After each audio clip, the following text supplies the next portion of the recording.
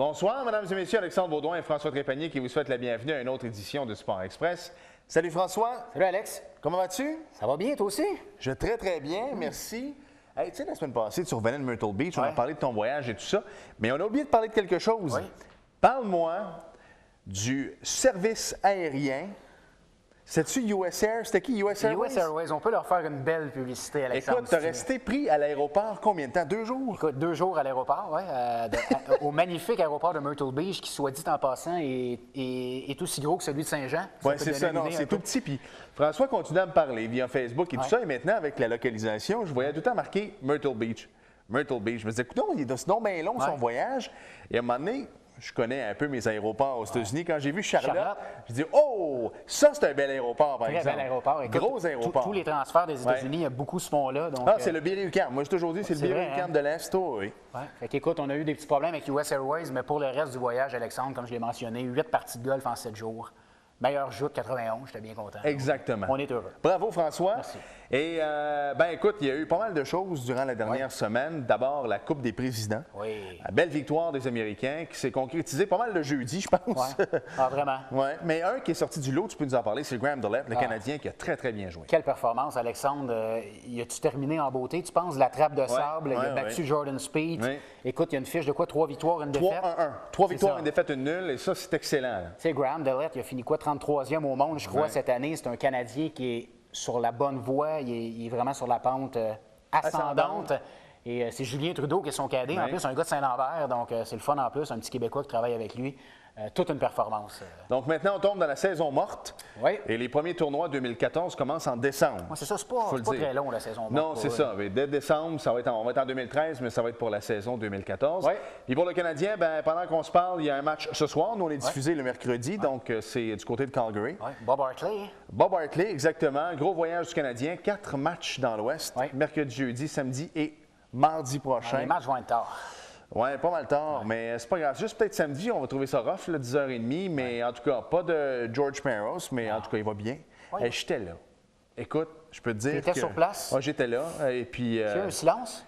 Ah oui, tout un silence. On n'aurait pas entendre une mouche voler. C'était assez incroyable. Ça a relancé les débats sur les bagarres au hockey. Ouais. Ça ne tente pas de l'ouvrir, honnêtement. Moi ça a non plus. été un bête accident. Ça, en tout cas, là, il y a des coups disgracieux. Ça, je ne suis pas certain. En tout cas, ça n'en était pas un. Du monde qui disait que Colton Orr avait amené Peros avec lui. Là. Je suis vraiment pas sûr sur celle-là. Là. Claude non plus, notre caméraman. Non, exactement. Claude, non. Parfait. Claude, qui est un émérite gardien de but. Ouais.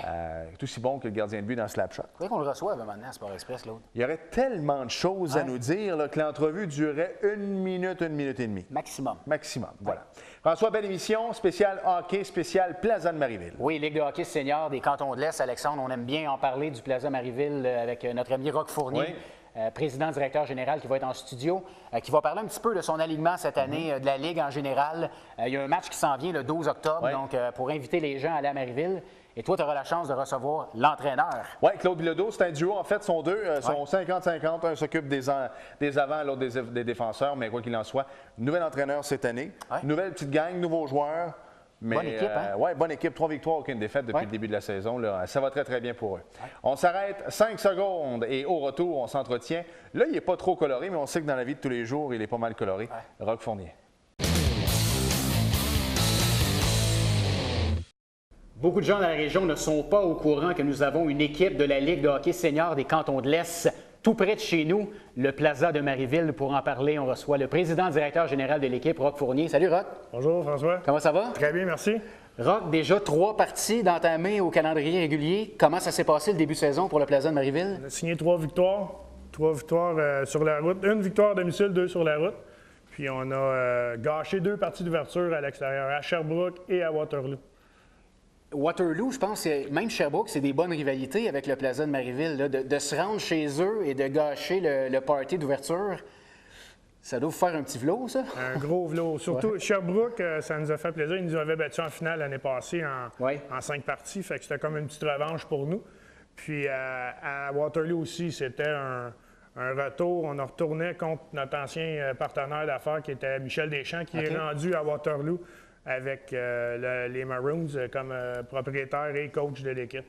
Fait que ça a été une belle victoire là, pour nous autres. Celle-là aussi a fait plaisir un petit peu plus, peut-être. En supplémentaire, en plus de ça. Roch, pour les gens qui ne connaissent pas la Ligue de hockey senior des Cantons de l'Est, Peux-tu nous parler un petit peu du style de jeu, à quoi ça ressemble ou à quoi ça pourrait ressembler d'une autre ligue de hockey? Bien, c'est un petit peu moins fort que le semi-pro. OK. C'est les gars qui terminent le semi-pro, qui ont été coupés dans le semi-pro, qui viennent dans notre ligue. Okay. Il y a de la bataille, il y a des bons bagarreurs, mais les têtes d'affiche que tout le monde connaît, les Simon Robida, les Mathieu Ménard, les Simon Desormeaux, ça fait 15 ans qu'ils font ce métier-là. Fait que dans notre ligue, c'est plus des menaces, ils veulent jouer au hockey.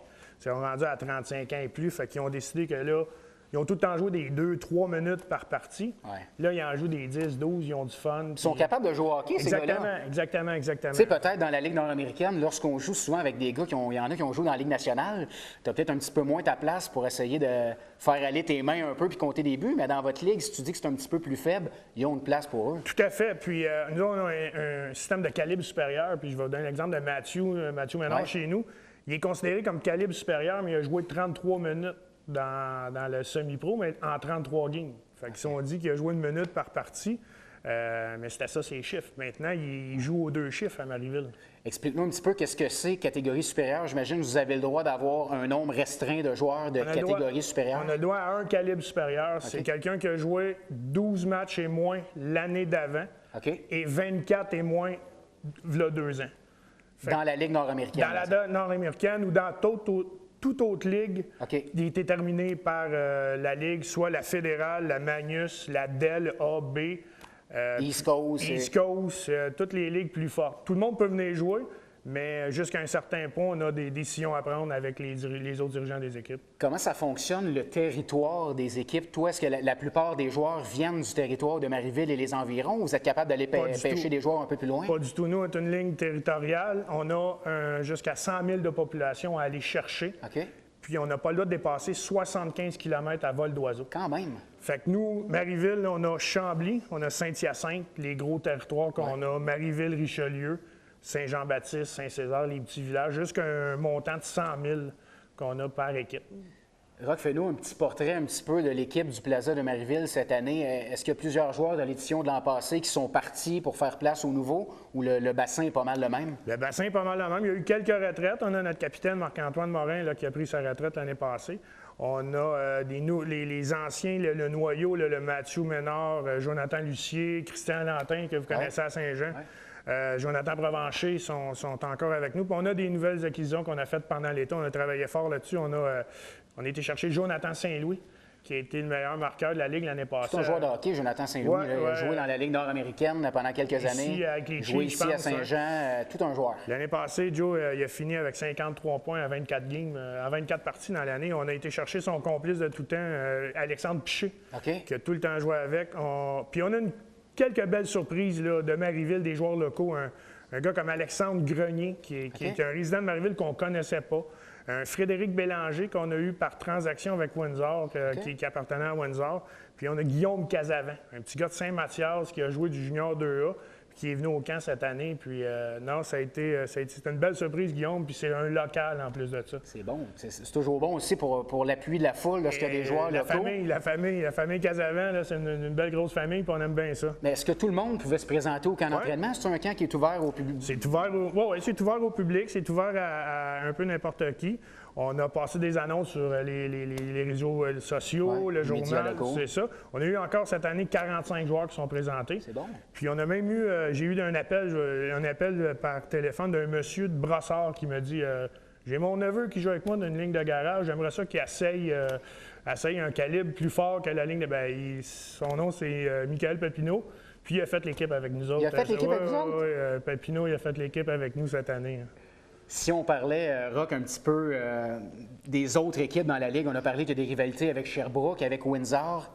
Quelles sont les autres équipes qui évoluent dans la Ligue de hockey senior des Cantons de l'Est? Cette année, on a une nouveauté. Saint-Cyril de Wendover a quitté la Ligue cette année.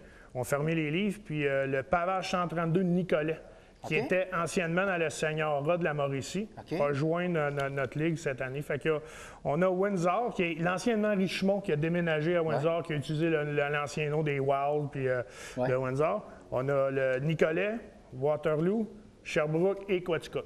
Et le nombre de matchs dans une saison, ça... Cette année, ça a diminué. On a diminué à 20 matchs, 20 matchs au lieu de 24, 10 locaux, 10 sur la route.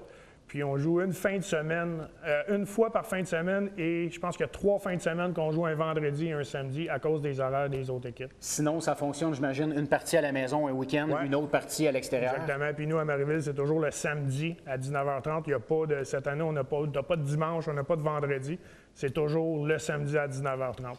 Parle-nous donc un petit peu de la popularité du hockey à Marieville. L'année passée, vous avez réussi à avoir des bonnes foules, surtout en fin de saison, durant les séries. Est-ce que les gens ont répondu au premier match de la saison à ton goût? Ouais, oui. À mon goût, oui, mais ça, on aurait aimé mieux avoir plus de personnes. On a eu 365 personnes à la première partie.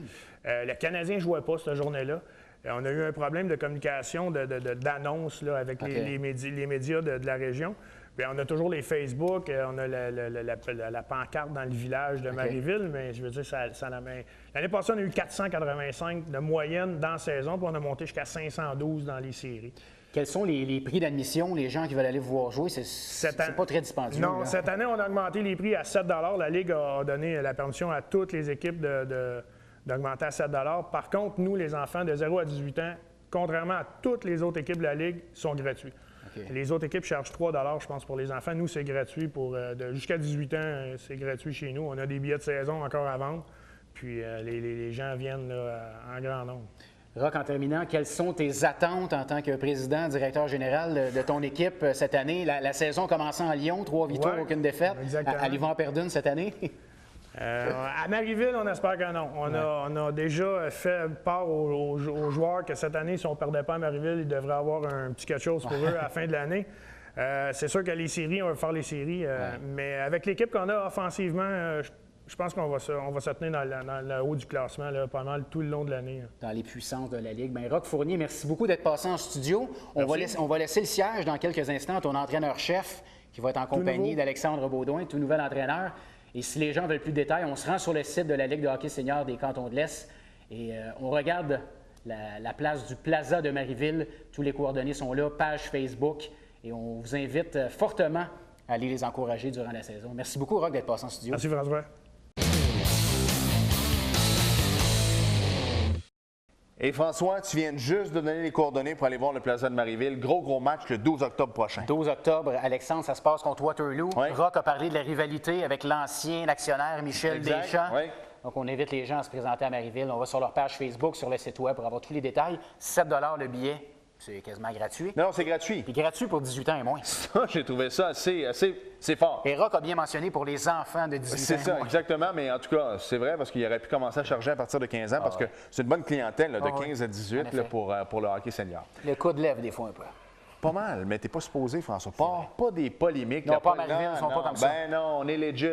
Ouais. Voilà. On s'arrête le temps d'une courte pause et au retour, on reçoit l'entraîneur en chef du Plaza, Claude Bilodeau.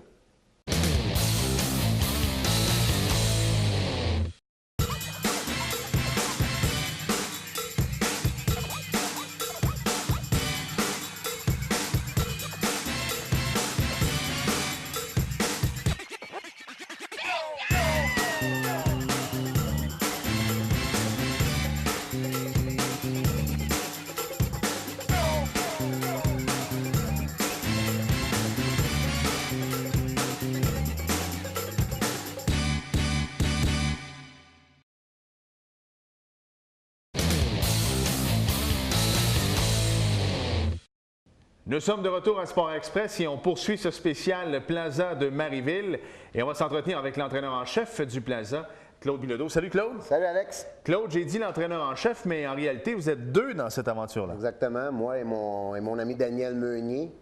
On a convenu, même on en avait entendu parler l'année dernière qu'on était pour peut-être prendre le guide de ça. On était supposé être 3 au départ, puis finalement, un inconvénient est arrivé, fait qu'on... Finalement, on split l'ouvrage à 2. Là. Qui s'occupe des avants, qui s'occupe des défenseurs? Vous avez réglé ça avant le début de la saison. C'est une belle... Bon, vous avez une belle communication tous les deux? Oui, super belle communication. Ça fait longtemps qu'on se connaît. Fait qu'on avait un petit peu la même idée d'équipe qu'on voulait avoir. Okay. On pense de la même façon. Moi, je m'occupe un petit peu plus des avants. Daniel, un petit peu plus des défenseurs. Puis ça s'est fait, je dirais... d'un jour à l'autre, ça s'est développé comme ça, puis On dirait que ça a pris forme comme ça. Puis, vu que c'est moi qui ai un petit peu plus de temps de disponible que Daniel, Daniel il s'occupe de beaucoup de choses, puis moi un petit peu moins. Écoute, c'est moi qui ai pris un petit peu plus de place à communication avec l'organisation, communication avec les joueurs. J'ai pris un petit peu plus de place que Daniel, étant donné mon temps plus de temps que Daniel, finalement. Mais tantôt, j'écoutais l'entrevue avec Rock. T'es sûr que tu coaches l'équipe? Parce que dans les nouveautés, il n'a pas parlé de vous autres pantoutes, lui. Là. Il doit pas nous aimer. Il doit pas nous aimer. Parle-nous un peu de cette aventure-là. C'est arrivé comment? Parce que, bon, les entraîneurs ont été changés. Comment ça a fonctionné? Est-ce que c'est Rock qui vous a lâché un coup de fil? T'as entendu parler du job? Tu l'as appelé? Comment ça s'est fait? Non, on avait entendu parler qu'il y avait des changements imminents qui s'en venaient. On avait entendu parler aussi que nos noms circulaient beaucoup aussi là, dans l'entourage de ça. Il voulait avoir des gens de Marieville pour coacher aussi, étant donné que moi, j'ai beaucoup joué au hockey. Daniel aussi. On est assez connus à Marieville, même je dirais beaucoup. Écoute, on était je pense, des candidats de choix pour l'organisation. Je pense que c'est des gens comme nous qui voulaient avoir un petit peu de caractère, un petit peu de connaissance, un petit peu de tout. Fait que je pense que ça a bien fité comme ça, là. Tu as joué dans le junior majeur, en fait, dans les premières années des Lynx ici à Saint-Jean, 82-83. C'était pas les Lynx à ce moment-là. C'était quoi? C'était les Castors. C'était les Castors de Saint-Jean à cette époque-là. Toi, tu coaches une gang de gars que leur carrière est terminée. On va se le dire, là, il n'y aura pas personne qui va jouer pro dans la Ligue nationale de hockey. C'est le travail d'abord, la petite famille également. Comment c'est gérer tout ça? Bien, jusqu'à présent, c'est assez facile. Le seul problème, c'est la disponibilité des joueurs, c'est sûr. On voit qu'il y a des gens qui ont des grosses familles, ils ont des obligations ailleurs. C'est pour certains plus dur. Mais je te dirais qu'à date, ça va assez bien. Assez facile. Une bonne gang de gars aussi, c'est assez facile à gérer. Une gang de gars qui savent un peu ce qu'ils vont puis qui savent jouer aussi. Là. On n'est pas obligé de tout recommencer à zéro. C'est ça.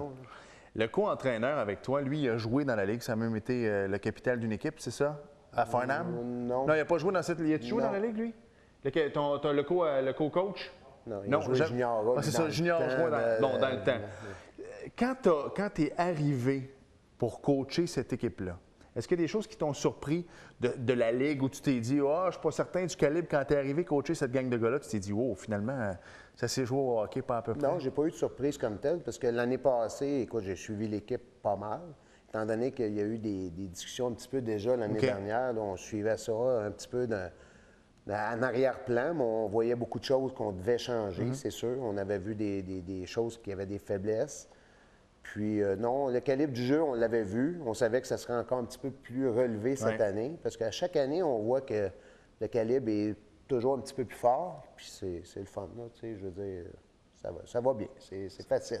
Aucune défaite encore depuis le début de la saison. Tu dois être, en tout cas, je ne dirais pas que tu dois être satisfait, c'est sûr que tu l'es. Mais justement, quand tu arrives dans la chambre, est-ce que les gars sont. Comment tu fais pour garder les gars focus et terre à terre? Je pense que c'est ça qui est facile à coacher à cet âge-là, je trouve. C'est des gens qui ont du vécu, qui savent comment gagner, qui ont gagné la plupart pas mal partout où ils ont passé. Je pense que c'est des gars qui sont faciles à gérer. Puis je veux dire, nous autres, notre job, dans le fond, est pas très difficile. C'est sûr que c'est toujours plus facile quand tu gagnes. On ne veut pas voir les jours moins bons parce que c'est toujours plus dur. Mais en tout cas, jusqu'à présent, c'est facile. Puis avec une gang de gars qui savent gagner, bien, je veux dire, notre tâche est assez facile là, jusqu'à présent. Tantôt, Rock a parlé de son équipe un petit peu, parlé plus au niveau administratif. Parle-moi de ton équipe un petit peu. Si on va à l'Aréna de Marieville, parle-moi un peu de l'équipe qu'on va voir sur la glace, l'équipe que tu coaches, l'empreinte que tu veux mettre justement sur cette équipe-là. Ça, c'est une question pertinente, mais en même temps, c'est très facile à répondre. Nous, moi et Daniel, on pense de la même façon. On veut une équipe offensive. Nous autres, il n'y a pas de défense. c'est dur à dire. Ça fait drôle à dire. Mais nous autres, on est axés sur l'offensive. Nous autres, c'est dans remplir le net. Puis, on a les éléments pour le faire. On a des Jeffrey, on a des Saint-Louis, on a des scoreurs, des talentueux scoreurs à Marieville. Puis, on a des bons défenseurs aussi pour relancer l'attaque. Fait que nous, on est vraiment basé sur l'attaque. Puis, c'est comme ça qu'on voit notre équipe. Là. Une équipe très offensive avec un excellent gardien de but. C'est comme ça qu'on voit notre équipe. Parle-moi un peu, tantôt tu l'as dit, le manque de disponibilité des joueurs, mais en même temps le manque de disponibilité des heures de glace ou encore des pratiques. Écoute, il faut que tu sois structuré pas à peu près quand tu arrives sur la glace, quand tu sais que tu as 1 heure par temps de jour. Tu n'as pas le temps de niaisage, là. 1 heure par année, quasiment, là, on pourrait C'est dire. pas mal ça, oui. Parce que dans la saison comme telle, quand la saison a débuté, On oublie ça. Il n'y en a pas de pratique. Là. En tout cas, je ne pense pas que l'année passée, il y en a eu beaucoup. Écoute, le but, c'est sûr que présentement, on parle avec la direction. On veut se trouver des heures de glace au moins une fois, je dirais une fois par mois, pour, écoute, mettre un système en place. Là, c'est impossible de mettre un système en place. On fait ça À droite, c'est ça. Le tableau avant les matchs, comment ça fonctionne? C'est ça. Un petit peu de tableau avant, un petit tableau entre les périodes, des courts laps de temps pour ne pas endormir personne avec nos grands parages. Puis c'est très simple, c'est très rapide. Puis je pense qu'on a développé une bonne communication avec les joueurs aussi. Je pense que c'est un petit peu ça qui est arrivé l'année passée. De ce qu'on avait entendu parler, c'est qu'il manquait un petit peu de communication entre les joueurs. Puis les joueurs savaient souvent à la dernière minute quand ils jouaient, quand ils ne jouaient pas. Puis nous, bien, on a décidé de changer ça un peu cette année. Puis on a une approche quand même friendly avec les gars. On essaie d'être proche des gars qui peuvent nous parler de n'importe quoi. On est toujours disponible. Je pense que c'était le but visé. Puis à date, ça va bien dans ce sens-là. Oui, parce qu'il faut que tu saches les prendre également. Parce que moi, je joue plus au hockey compétition, mais je fais les gros tournois de balle l'été. Puis je me suis toujours dit, je me fais assez suer au travail. Je n'irai pas me faire suer en jouant en balle non plus. Fait que des fois, les gars, il faut les prendre un petit peu avec des pincettes. Oui, puis ils ont toutes leurs petites exigences. Hein, puis c'est sûr qu'on les connaissait pas, les gars. On les connaît pas, les gars. On les connaissait pas. On les voyait jouer, mais on les connaît pas comme humains. Là, en parlant avec eux autres, on voit leur feeling, on voit ce qu'ils pensent, comment ils voient ça. Puis pour nous autres, en tout cas, c'est valorisant parce qu'on voit d'autres personnalités autres que sur la glace. Puis je pense que c'est le fun de découvrir des gens comme ça à l'extérieur de la glace, là, avec qui on peut jaser d'un peu n'importe quoi, puis que c'est le fun aussi. Tu apprends à connaître, tu vois leur famille, tu vois le monde, de qui sont entourés, tu vois les personnes proches d'eux aussi, à force de parler avec eux autres, tu vois qu'il y a des importants, il y a des personnes importantes pour eux, puis on suit ça. C'est ça, parce que tu l'as dit, c'est des êtres humains. Fait que ça se peut qu'il y en ait un qui ait une mauvaise journée au travail. Fait que lui, quand il arrive à l'aréna, c'est ça, il faut avoir une bonne discussion. Il faut le prendre avec des pincettes des fois, puis des fois, ça fait pas son affaire d'avoir un petit peu moins de temps de glace. Puis, ben, écoute, je pense que c'est ça qui arrive aussi. On jase entre les périodes. S'il y a des gars qui sont insatisfaits, on jase, puis il y a toujours moyen de moyenner, il y a toujours moyen de s'entendre. Claude, en terminant, parle-moi un petit peu plus personnellement de toi. Quand tu as pris les guides de cette équipe-là, c'était quoi ton but tout au long de la saison? C'était quoi ton schéma? Tu t'es dit, moi, en 2013-2014, c'est ça que j'aimerais accomplir avec le Plaza de Marieville? Ben moi, écoute, ça fait plusieurs années que je coach du hockey mineur, c'est sûr. Écoute, j'ai eu des saisons merveilleuses dans le hockey mineur, surtout je te dirais, dans les 3 dernières années. J'ai perdu, je pense, 3 matchs dans les 3 dernières années. Tu coachais quelle catégorie? J'ai coaché du midget. Les 3 dernières années, c'est du midget. Je coach encore du midget, d'ailleurs. Mon gars est à sa dernière année midget. Et puis, c'est ça. C'est toujours le même plan de match, d'en perdre le moins possible. Le but fixé, c'est de gagner vraiment, de participer aux séries, c'est sûr, mais gagner les séries éliminatoires, ça serait le velours. Ça serait le bonus dans tout ça. Claude, en terminant, François et moi, nous, c'est notre mot d'ordre cette année de parler le plus qu'on peut du Plaza de Marieville. Le mot de Cambronne, puis vous êtes toujours les bienvenus. Merci. Et Claude l'a dit, François, la disponibilité, puis surtout les heures de glace, il n'y en a pas en saison. Imagine si nous autres, on ne se parlait pas avant l'émission, on arrivait ici, puis pouf, on fait l'émission. C'est un peu ce qu'on fait des fois. C'est ce que j'allais dire. C'est pas mal ce qu'on fait tout le temps. Mais en tout cas, ça prend une bonne chimie pour réussir à faire ce qu'ils font. On l'a. Puis oui, c'est ça, on l'a, puis ils l'ont bien également. Ouais, voilà. On vous le dit, on le répète, 12 octobre prochain contre Waterloo. On s'arrête le temps d'une courte pause et au retour, on parle de NASCAR, mais tout un accident. Il y en a un. Ouch! Tu me permets l'expression, ma mère ne m'aimera pas, là, mais lui, il a le cul béni. Restez là.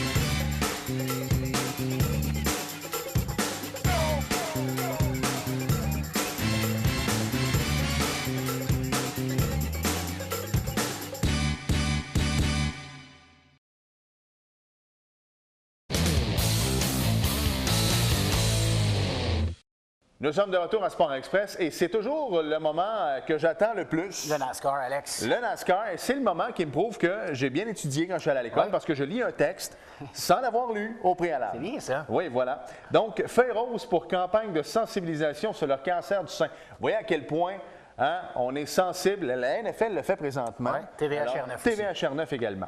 Donc, dimanche dernier était présentée la 4e étape, mon cher, de la Chase pour le Sprint Cup. Le Hollywood Casino 400, le Hollywood en Floride ou en Californie? En Californie, parfait. Sur le Kansas Speedway de Kansas City. Ça marche pas. Moi, je t'écoute. Il y a des Hollywood partout, Il y a Alex. des Hollywood partout. Ben oui. Alors, c'était le détenteur de la pole position, Kevin Harvick, qui a remporté cette course, devançant Kurt Busch et Jeff Gordon au fil d'arrivée. Classement des pilotes avec 6 courses à faire. Matt Kenseth est premier. Jimmy Johnson est deuxième à 3 points seulement. 3 petits points. C'est chaud. Kevin Harvick est 3e. Jeff Gordon est 4e. Et Kyle Busch est 5e. C'était assez drôle. Je fais juste une aparté là-dessus. Je suis aux pommes dimanche matin. J'entends quelqu'un avec son manteau Budweiser dire « Fais ça vite, mon amour, c'est le NASCAR à 2 heures. » Messieurs, j'ai pensé à vous. Mais c'est ça. J'imagine toi aussi, tu es parti. Alex. Je suis parti à la course. Et voilà. J'ai oublié laisser les citrouilles là et tout ça. Ben non, franchement. Prochaine course, samedi le 12 octobre prochain à 18h30. Le Bank of America 500 sur l'Oval, 1,5 000.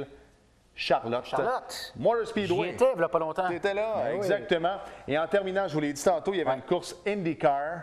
Et Dario Franchitti, qui est 3 fois qui a remporté le Indy 500. Un accident majeur. Il a été chanceux. Les anges étaient avec lui. On se laisse sur les images. Merci, François. Merci, Alex. Le bingo dimanche matin, 3 500 en prix. Merci d'avoir été là. Merci. Et à la semaine prochaine. Bye bye.